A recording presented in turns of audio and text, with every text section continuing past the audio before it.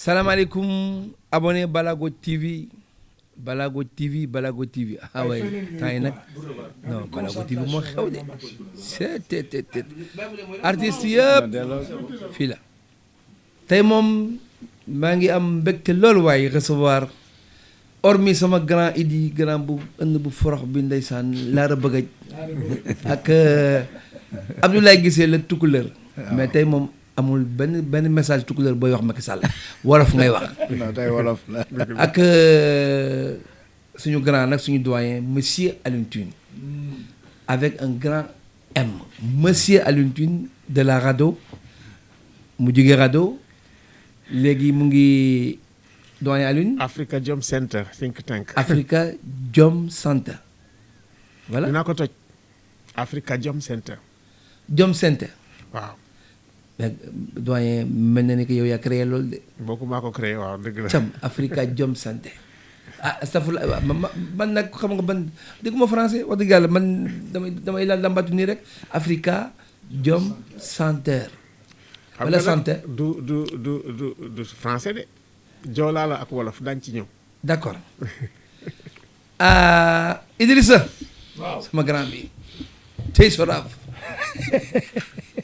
grand Idi tey Sodaaf. waaw. grand Idi coow li bari na lool. mission yaa ngi rang. di bindu pour ñëw Balago TV. ku ne nee na il faut que mu wax li mu xalaat. mais c'est normal parce que nous sommes tous concernés. mais grand Idi mais affaire bi man nag dama dem sax ba yëf yi daf ma xaw a dépassé mais naka la demee nii ça c'est quoi ça dafa mel ni daal espèce su genre ba corona musical ku ne ngi fëggu. ah boo gisee li yëngu. la ko yëngal. dafa am lu ko yëngal rek moo tax. loolu rek a tax parce que musiciens yi kontaan artistes yëpp en général. ñëpp kontaan nañu bi ginnaaw nag bi ma la nuyoo yow nuyu nga xam ni kii man suma mentor la ça c'est ma référence ici au Sénégal muy Alioune Tine mii. ndeysaan. kii di suma comme ni ma koy waxee di suma laada bëggaj kii. di suma papa Abdoulaye Guissé vraiment man naw ko lool ànd ak moom aussi ci liggéey bi. ci combat bi ci combat bu métti bi. méttiwul sax mais ci combat bi daal ànd nañ ci quoi mais artistes yi coon pour répondre à ta question artistes yi dañu kontaanul parce que bu demee ba ndóol am cette vitesse de croisière là ici dans notre pays au Sénégal nga xam ne dañuy wax pays de la teranga ah.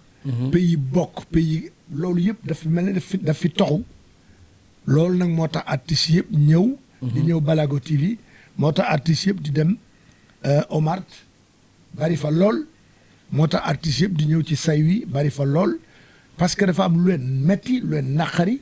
te loolu leen naqari nag ci Balago TV fii lañ koy waxee parce que fii comme ni ñu koy waxee kenn du fi censuré kenn. d'accord lépp day leer. d'accord na affaire yi leer gars yi am yërmande ci acteurs culturels yi waay nañu am yërmande waay ci. Abdoulaye Guissé le grand révolutionnaire. Ablaye. waaw démb recevoir na monsieur Aladji Man membre du conseil d'administration. ñëw na document à l'appui wax na li mu doon wax te xam naa ne que déglu ngeen ko par rapport ak Aladji Man li mu wax lépp yow noo ko gisee parce que bu dee question yi ma ko war a posé woon personnellement posé naa ko laaj naa ko est-ce que les membres du conseil d'administration am nañu droit au financement nee na ma waaw loi bi moo ko wax ma ne ko ñaata mu ne ñoom loi bi may na leen ñu bañ ko wax ban raison moo tax ñu financer leen il m'a répondu la même chose et cetera mais comme yow déglu ngeen ko yaa grand Idi xam loolu moom wóor na ma Ablaye comme yow bokk nga ci gars yi considéré comme bukki tu vois comme yow. non njuur. ci bukki yi mag yi nga bokk. non njuur Samba. waaw léegi. mais dégg naa njuur nduur la sant quoi njuur. na bàyyi sant boobu nag non. non dama dégg ñu ne njuur. bukki laa wax rek man bukki laa wax wuyu ma ci. non man dama nag olof dafa am benn séeréer bu ne ma. njuur bukki njuur la Ablaye wuyu ma ci li ma tontu ma ci li ma laaj dama ne. non xam nga njuur ak nduur dañoo nduróo. Ablaye bàyyi loolu ba ne tontu ma loo gisee nii Alaaji Man wax. non Thione rek Thione avant tout damay remercier ce téléspectateur Balago TV. vraiment di am mbégte ndaxte je pense que la révolution culturelle bi en train de se passer au Sénégal fii la jëlee son envol fii ci sa kër et puis loolu c'est symbolique Thione. loolu da nga ci war a sant yàlla bu baax. parce que libération peuple boo gis mu ngi commencer par la libération culturelle te grand Alioune Tine bi maître Tine mii toog. di monument. xam na loolu. donc ma lay remercier si opportunité bi nga ñu may pour ñu exprimer wu. di remercier sunu grand Alioune Tine. ndaxte yow tey tu nous as fait une belle surprise. bi nga ko invité. ndax vraiment man de bi ma ko dajeeg fii dama kontaan. parce que dama xam ne le débat est vivant. et que li tubaab di wax autrement ce serait inquiétant. il faut que le débat soit vivant. voilà donc may remercier nag kii nga xam ne Idrissa papam lañ ma tuddee. Laara Bëggëj. waaw papam lañ ma tuddee Idrissa Diop. donc Ablaye Diop di papam ñu tuddee ma ko donc ma koy remercier si taxawaay bi ndaxte moom dafa am loo xam ne si parcours am dafa ma neex ndax artistes tey yu nekk fii Sénégal yu mag a mag yëpp yu nekk fii daanaka si loxoom lañ jaar te daf leen doon protéger moment boobu te moom moo leen magoon fuuf. mais da leen doon wax man su may tëgg man Idrissa. su booy yu jouéwul du ma joué. mais protection boobu la continuer ba génération bi. kon moom il est constant dans ce qu'il fait. mais nag Thione yow aussi tu as l'image de Mani Dibango. tu es un sage. yow ku la xamoon rek moo lay wax bañkat nga ñafekat nga xeexkat nga. te grand li Wade di wax rek laa lay waxaat Ablaye Wade nee na c'est dans la lutte que l'homme est heureux. il faut lutter man Wade c'est la lutte qui me rend heureux qui me fait vivre donc man aussi damay xeex ba jeex xam nga lu tax. d'abord SODAV bi ngay wax man j'aimerais que Ngone Ndour ñëw toog fii Thione xam nga lu tax. mais invité naa ko non xaaral. waaw invité nga ko. invité naa ko dina ñëw bon j'ai lancé. non du ñëw. ah non si mën na ñëw. mais grand gis nga ku nekkul ci lu leer doo ñeme ay débat di yónni say suq. gis nga ma wax la Modou Lo Balla Gaye taxawal Ngone sama sister. waaw dégg nga Ablaye Guissé li mu wax ñëwal parce que. non du mus a ñëw. dina ñëw. Thione kii du mus a teg tànkam fi si studio moom boo bu doon TFM nga ko invité. sax parce que dégg naa benn jour Alaaji Assane Gueye invité woon na ko pour affaire SODAV Youssou Ndour di siyaade ko ne ko bul dem. ah bon bu demee lu muy wax. grand gis nga ma wax la leen. Ngoone ñëwal waay. ñëwal man gis nga man du ma tontu conseil d'administration koo mën a jël A ba Z du ma leen tontu xam nga lu tax. waaw parce que man je dis que li ma xam naa ko preuve yi ma am jox naa ko OFNAC. te je sais que la loi la justice fera son travail te grand ñun man li ma la wax rek du dañ de dama ne xeex bi même bu ma ci bàyyi sama bakkan. déet. dama ko ci def. boo ko ci bàyyi nag bakkan bi ba di nga ko soxla. waaw mais non xam nga pour wax la lu tax. waaw parce que lii c'est une question cruciale c'est-à-dire que droit d'auteur dafa nekk loo xam ne tey jii ñun xam nañu lu tax ñu yegg fii tey ñun sur le plan chronologique xam nañu lu tax ñu yegg fii. déjà en 1994 keroog wax naa la ko Youssou Ndour mu njëkk jël disque d'or Thione xam nga yow sax fii bëggoo kuy wax Youssou Ndour mais man Thione mënoo ma invité fii te du ma wax Youssou Ndour parce que moom la c'est le parrain de cette mafia moom Thione moom Youssou Ndour. c'est le parrain de cette mafia. donc en 94 bu mu jëlee disque d'or Abdou Diouf recevoir ko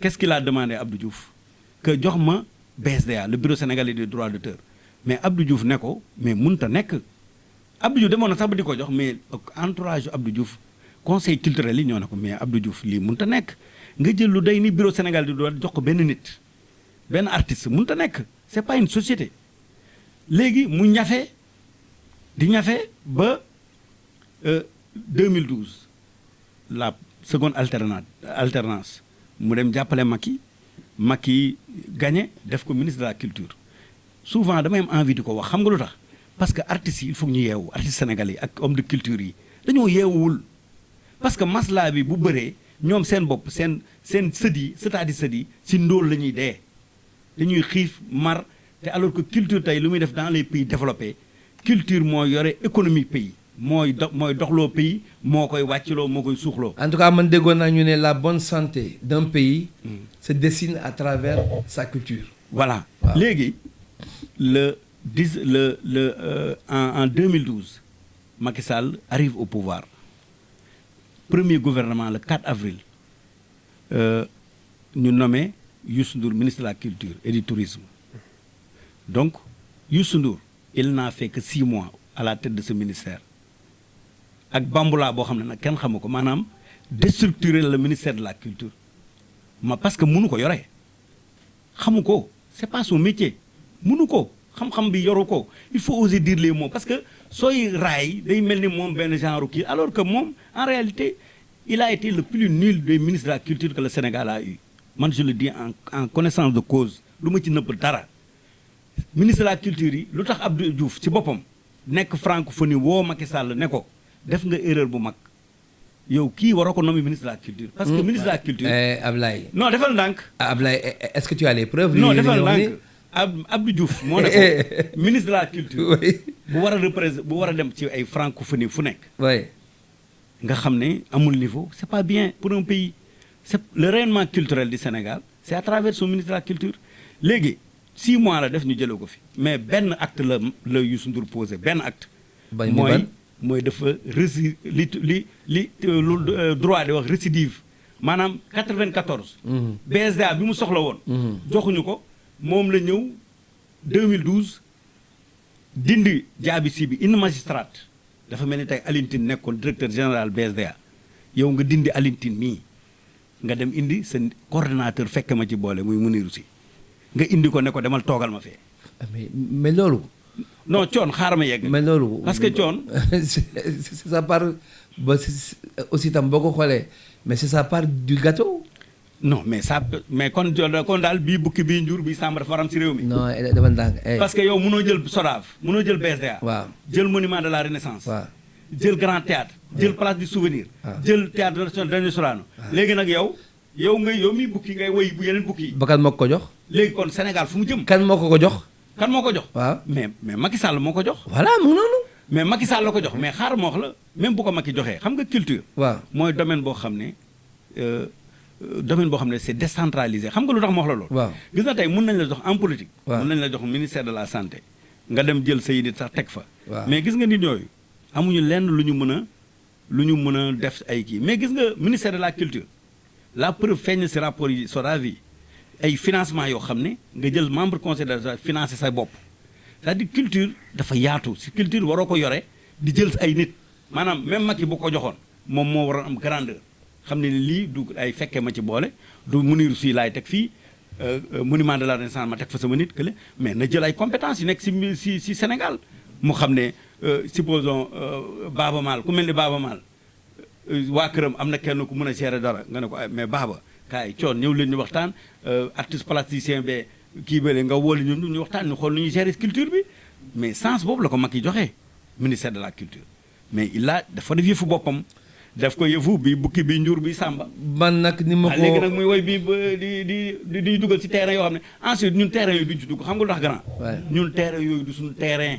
xam nga ban mooy suñu terrain mooy milliards yi dugg SODAV na Youssou Ndour que na am honnêteté woo sëram devant la télévision TFM ne ko Ngoni Ndour mu ne ko waaw mu ne ko sa mag laa mais yore nga ñeenti at te amoo commission de contrôle permanente boo xam ne Cour des comptes inspection générale des finances Cour suprême ministère de la culture ñoo ko waroon sekk ak conseil d'état ñoo ko waroon sekk di la saytu ba ñeenti at yi jot mais musul am ba tey ji kon y a quelque chose. ok doyen Alioune Tine yow da nga ñëw tey pour dimbali l'ensemble des artistes du Sénégal. Ensuite nga gën a yaatal débat bi pour teg ko ci anam yoo xam ne mooy gën a kawe boo yàggee ci ONG yoo xam ne dañuy gérer di saytu di teg li ñuy wax les droits de l'homme pour que muy jaar yoon ku mel ni yow ak coow li nga dégg yëpp depuis des semaines boo toogee fii tey dégg li président Omar Ty wax ban jàngat nga ci am et puis sur le plan judiciaire est-ce que plainte bi Omar Ty déposé parce que dégg naa ne dafay déposer benn plainte wala déposer na benn plainte au niveau de la Cour suprême. oui Cour suprême. hormis OFNAC bi nga xam ne moom déposé na fa plainte ba pare. noo jàngatee lii yëpp doyen yow bi nga xam ne man day naw naa la. naw naa sa xalaat et puis man xam naa ne bañkat nga. image bi ma mujjee am ci yow nag mooy. 23 juin. 23 juin ndeysaan maa ngi la seen ñu ngi la dóor lacrymogène ndeysaan nga tëdd gars yi ñëw di la massawu di la bës ma ne ndeysaan xoolal nit ku baax kii nga xam ne ak li muy daj yëpp ñu def ko nii kenn la gëj a gis nag maa ngi lay nuyu nag bu baax doyen yow laay jox kàddu gi nga wax ñu. jërëjëf Thione di la gërëm di la sant ci invitation bi nga ma invité te it ñu ci wax mbiru culture mbiru artistes yi te it déglu naa waxtaan bi topp naa ko ci côté yëpp d'ailleurs parce que Youssou sama xarit la dama koy déglu kii muy def ci ngoon si yow macha allah kontaan naa li ma toog yow parce que tu es un immense artiste un poète boo xam ne sax mérité nga comme ni ñu defal Bob Dylan.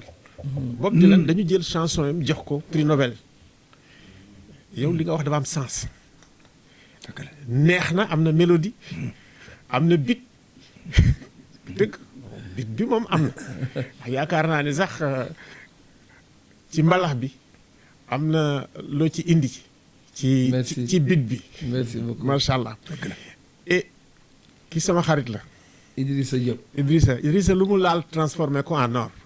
même suñu chanson naturelle yi ak ñi muy waxal. dafay mel ni jeu ci moom. et di nuyu tamit Omar parce que yónnee na ma documentation yu bëri. ma koy xool di ko lire di ko saytu. culture nag dafa màbb. culture bu fekkee ne dañu bëgg ressource. pour man culture moo gën baax ci ressource que pétrole. que gaz ak leneen. ah bon. waaw oui te culture moo ñu mën a sauver ci crise bi nga xamee ni moom la ñu nekk nii ci àdduna bi crise bi culture ak éducation moo ñu mën a sauver parce que ñaar yooyu su manqué rek da ngay gis li am boo xoolee rek li xew États-Unis nga xam ne am na ay problèmes de culture aux États-Unis pourtant industrie culture États-Unis li muy indi ci xaalis kenn xamul lu mu. c'est immense loolu. c'est immense. boo jëlee industrie culturelle bu France bu Europe c'est immense c'est énorme. Senghor bi mu fi nee mun nañ ni amoon na politique culturelle. Diouf bi mu fi nee dem na ba nga xam ne à partir des années 90 bi mu indee Moustapha Ka ñu créé la Biennale des Arts man ci ñu créé Biennale des Arts. ci ñi nga xam ne moom la ñu consulter ci laa bokkoon. créer aussi le prix du président de la République pour les lettres man tamit ci laa bokkoon. ci groupe yooyu ñu defoon yëpp. donc Wade amul politique culturelle. musul indi ay hommes de culture yoo xam ne ñoom ñoo développer la culture. Macky Sall pareil sinon c'est pire. alors que fii franchement boo xoolee la créativité des gens que mu ne dans le domaine musical que mu nekk ci yeneen domaines yi macha allah. donc war nañu jël culture xam ne culture dafa yëkkati économie boo gisee Afrique du Sud tey Nigéria romb ko di dem Nigéria dañ def xaalis ci culture bi. beaucoup d'argent dañ xaalis ci musique bi. beaucoup d'argent boo xoolee clip yi nga xam ne moom la Nigérians yi def nga comparé ko ak suñu bas yi da nga xam ne mais amul dara. donc il faut que ñu am conscience que culture day yëkkati économie. culture day yëkkati peuple. te li ngeen di def nii ci ni ma ko gisee espèce de révolution culturelle la c'est une véritable révolution culturelle nag maintenant na xaw ma ndax di ngeen ko mënee ba mu jeex bu ñu fekkee ne dañuy poser question yi de façon je veux dire juste moi je peux pas comprendre que bon ñu créer SODAV c'est une excellente chose mais quand même mu am un mécanisme boo xam ni c'est le mécanisme de régulation et de contrôle des finances pendant 5 ans teguñ ko il faut saisir la Cour suprême ça c'est un dysfonctionnement grave des institutions de l'État xaw ma naka la ñu mën a am État ñu mettre un truc boo xam ni ça génère des milliards je pense que erreur bi ñu jëkk a def mooy le fait effectivement que mettre ñu cette commission en place. avant. d'accord avant.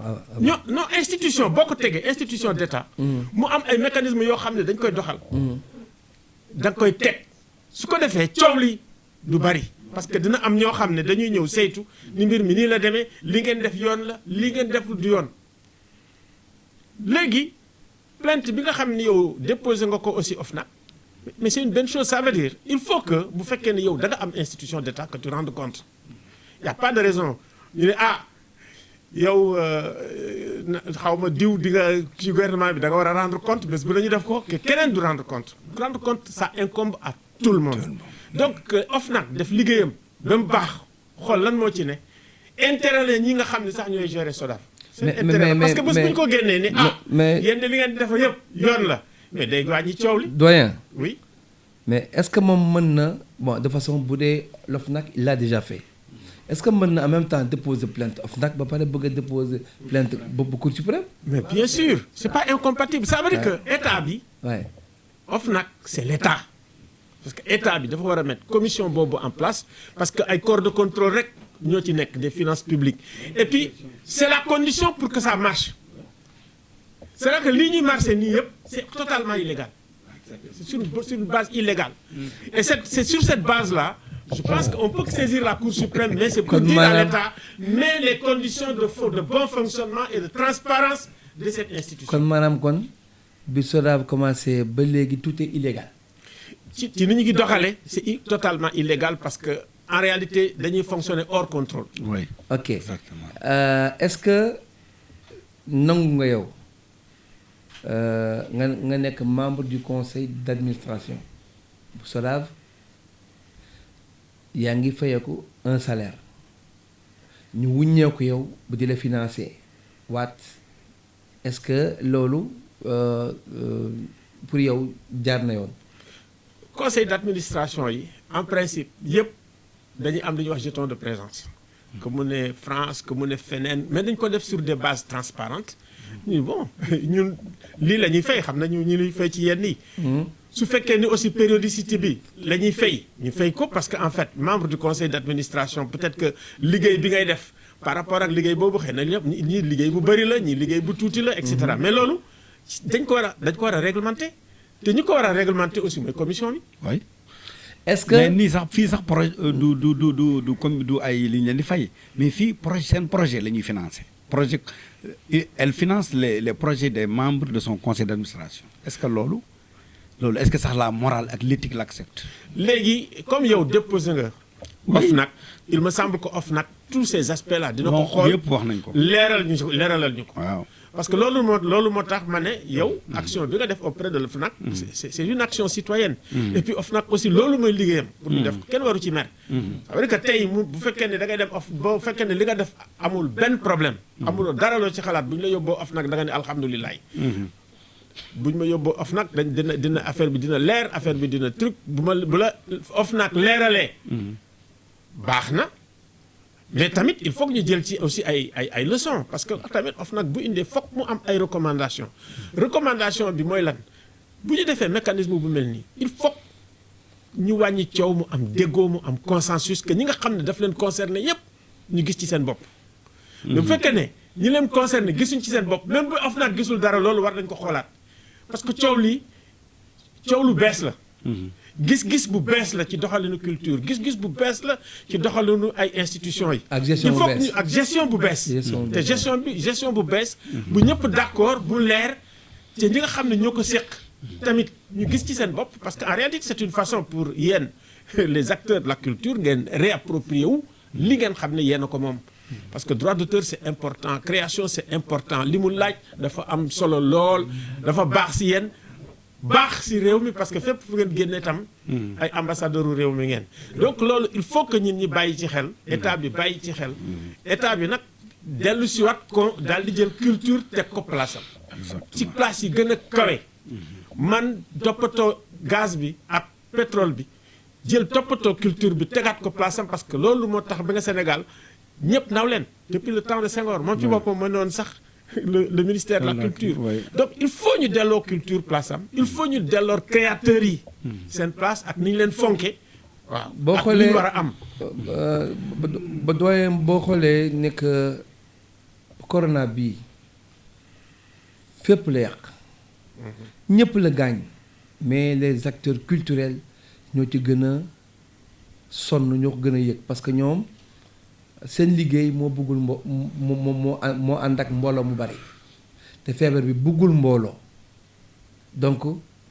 depuis belle lurette musiciens yu bari joué wuñu te am na ci ñu sonn lool donc le président de la République est entre deux niveaux ndeysaan mënul bàyyi feebar bi muy law te du jël ay mesures culture bi tam xam naa ne nekk na un poids pour moom man ci sama gis-gis ça n'engage que moi d'accord naa ci ñu quand même def ay couvre-feu d'accord naa ci pour ñu def ay confinement mais ginnaaw bu ñu ko deful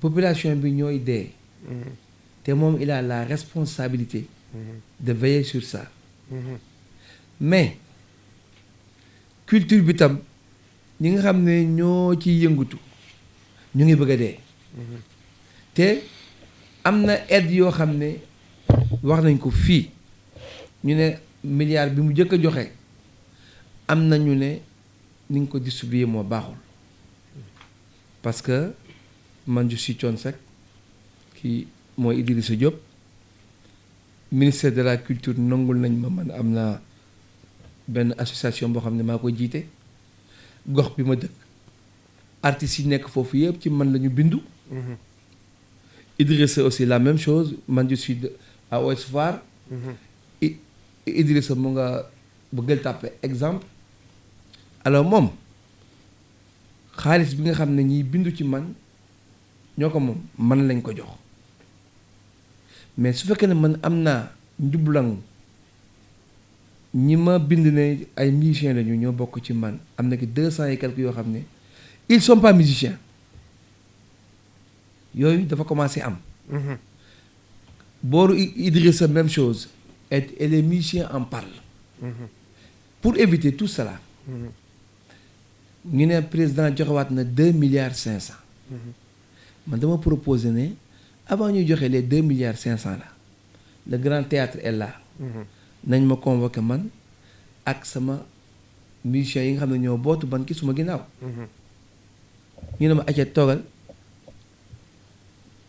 sabar yaa ngi nii guitare yaa ngi nii clavier yaa ngi nii saxophone yaa ngi nii tout ce qui est instrument de musique tegal nañ la ko ci kaw scène pour les musiciens. Thione Seck ñëwal ak sa liste bi nga xam ne yow yaa ne ñii ay musiciens lañu mais nag bul fàtte ne que daaw wala y a 2 mois wala y a 1 semaine jox nañ la ci xaalisu 1 milliard bi nangam yaa ko distribuer sa ñii acca woykat yi ñi ñaata lañu nga ne 12 woykat la am na ku ne ñëw woy Thione Seck a ngi toog en tant que responsable bi signé loolu mais Youssou Ndour ngay Baaba Maal Omar Pène Ismaël Lo Kiné Lam Kumba Gawlo Fatou Guewel nga xam ne Daba Seye ak ñoom seen xale ndaw yi Waale ak Pape Diouf ak ñoom ñëpp ñu ngi toog woykat yi ma wax ñooy woy nañu woy ñu xool ndax mën nañoo woy am déet idem guitariste yi noonu idem ba man sama liste jeex ñu woo bu